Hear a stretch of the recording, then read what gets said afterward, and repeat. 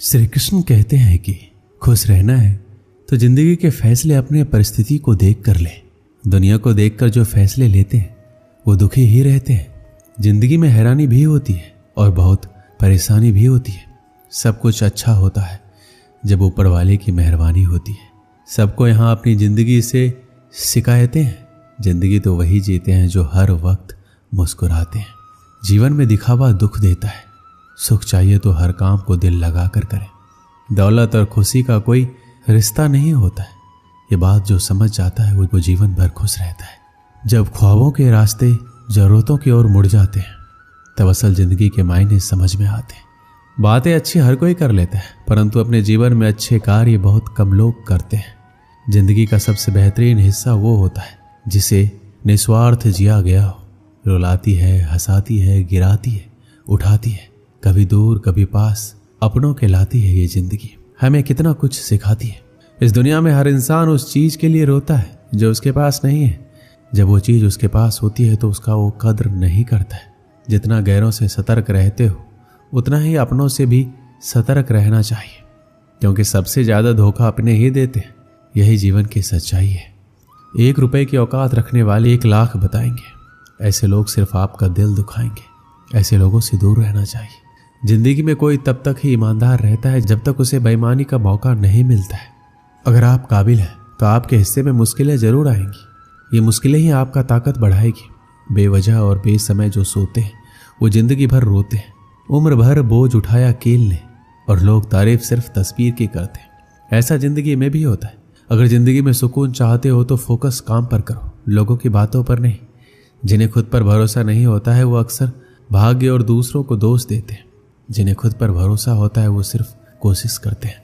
आज के दौर में छोटी सोच वालों की संख्या ज्यादा ही बढ़ रही है, जो दूसरों को सिर्फ नीचा ही दिखाने का प्रयास करते हैं। जीवन में जो गुरूर को दूर रखते हैं वही तरक्की के लिए तैयार होते हैं।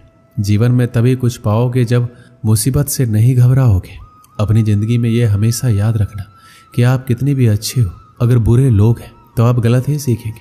अगर आप कितने भी बुरे हैं और अच्छे लोगों का साथ है तो कुछ अच्छा ही सीखेंगे। जिंदगी का एक वसूल बना लो, किसी का दिल नहीं दुखाएंगे। सच कहता हूँ, खुशियाँ तुम्हारी कदम चूमेगी। जिंदगी में जो जैसा मिले उसे वैसा ही अपना लो। रिश्ते निभाने आसान हो जाएंगे। कारण चाहे जो हो, यदि आप अपने जीवन में उदास हैं तो आप कभी भी अपने उद्देश्य या लक्ष्य को प्राप्त नहीं कर सकते। जो व्यक्ति दूसरों की निंदा करने लगता है या उसमें दोष निकालने लगता है वो अपने जीवन की कमियों और दोषों पर कभी ध्यान नहीं दे पाता है और उसके यही दोष उसकी असफलता का कारण बन जाते हैं। चिंता चिता के समान होती है जो जिंदा इंसान को जलाकर राख कर देती है। जीवन के उद्देश्य को पाने के लिए चिंतन करें, ना कि चिंता।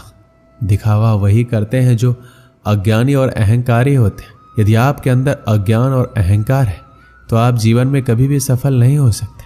तनाव में रहने से व्यक्ति अस्वस्थ हो जाता है और वह किसी कार्य को अच्छी तरह से नहीं कर पाता। जो लोग जीवन के उद्देश्य को जानते हैं वो लोग दूसरों को बताते नहीं हैं, और जो नहीं जानते वो दूसरों को बताते हैं। आपके जीवन का उद्देश्य क्या है? इस प्रश्न का उत्तर केवल आप स्वयं दे सकते हैं। और जिस दिन से आप इस प्रश्न का उत्तर ढूंढना शुरू कर दिया, समझ लीजिए आपने जीवन शुरू कर दिया। यदि आपने रामायण पढ़ा होगा तो आपको ज्ञात होगा कि भगवान राम एक राजा के पुत्र थे और उन्हें ईश्वर का अवतार माना जाता है। इसके बावजूद उनके जीवन में सुख और दुख दोनों था। यदि प्रभु श्री राम के जीवन में दुख ना होता तो मर्यादा पुरुषोत्तम श्री राम ना कहलाते। एक बात हमेशा याद रखें, इस पृथ्वी पर जो भी व्यक्ति आया है हर एक का जीवन सुख और दुख से भरा पड़ा है।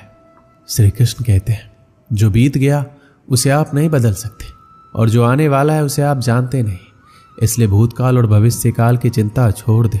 आप आज जो कर्म करेंगे उसी का परिणाम आपको भविष्य में मिलेगा।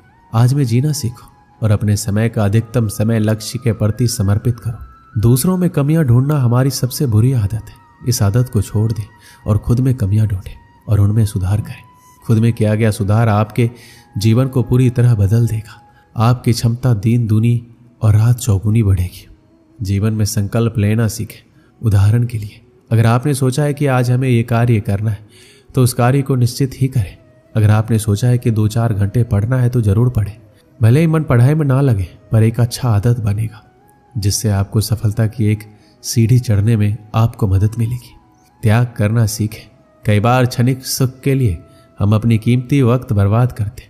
उदाहरण के लिए बुरी आदतें, दोस्तों से ज़्यादा समय तक फिजूल की बातें करना, ज़्यादा देर तक टीवी या फिल्म देखना। कई बार जब हम पढ़ाई करते हैं तो ऐसे दोस्तों के साथ रहते हैं जो पढ़ाई में बाधा बनते हैं, उन्हें छोड़ नहीं पाते। ज़रूरतमंद की हमेशा मदद करें, उतनी मदद जरूर करें जितना आप कर सकते हैं। इस आदत की वजह से मन में सकारात्मक विचार आते हैं और हृदय प्रसन्न रहता है।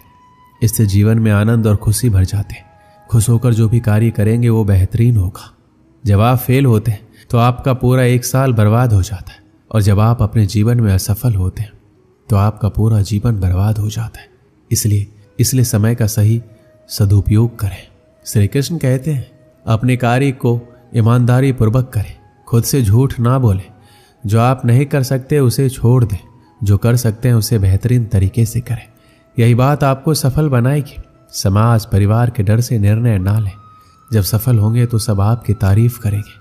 समस्या का समाधान ढूंढे, बहाना नहीं, क्योंकि असफल लोग ही सबसे अधिक बहाना ढूंढते और सफल लोग समाधान ढूंढते। अगर इस दुनिया में कोई भी काम जो आप दिल से करना चाहते हो तो उस काम को इस दुनिया में एक भी ऐसा इंसान है जो कर रहा है, तो आप भी खेल खेल में उस काम को कर सकते हो। गिरते रहो, भटकते रहो, सीखते रहो, लेकिन कभी हार मत मानो। जब लोग आपकी नकल करने लगे तो समझ लेना जिंदगी में सफल हो रहे हो। कमाओ, कमाते रहो और तब तक कमाओ जब तक महंगी चीज सस्ती ना लगने लगे। एक कक्षा में अध्यापक छात्रों को पढ़ा रहे थे। तभी कक्षा के दो छात्र आपस में झगड़ने लगे। उनका झगड़ा देखकर अध्यापक ने पूछा, क्या बात है, तुम दोनों ऐसे झगड़े क्यों कर रहे हो?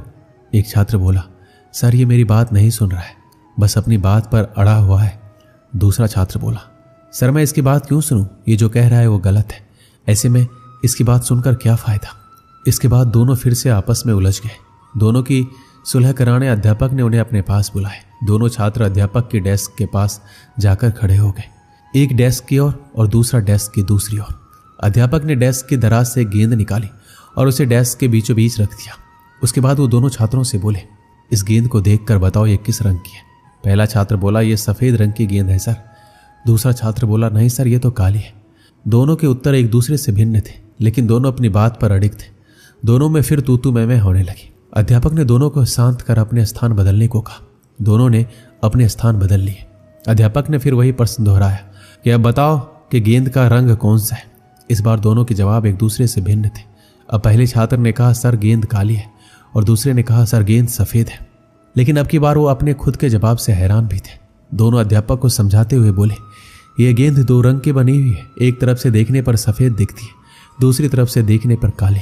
तुम दोनों के जवाब सही हैं, फर्क बस तुम्हारे देखने में। जिस जगह से तुम इस गेंद को देख रहे हो वहां से तुम्हें ये वैसे रंग का दिखाई दे रहा है। जीवन भी वैसा ही है। जीवन में किसी भी चीज, किसी भी परिस्थिति या समस्या को देखने का नजरिया भिन्न हो सकता है। ये जरूरी नहीं कि जिसका मत आपसे भिन्न है वो गलत है, ये बस नजरिए का फर्क है। ऐसे में हमें विवाद में पढ़ने के स्थान पर दूसरे के नजरिए को समझने का प्रयास करना चाहिए।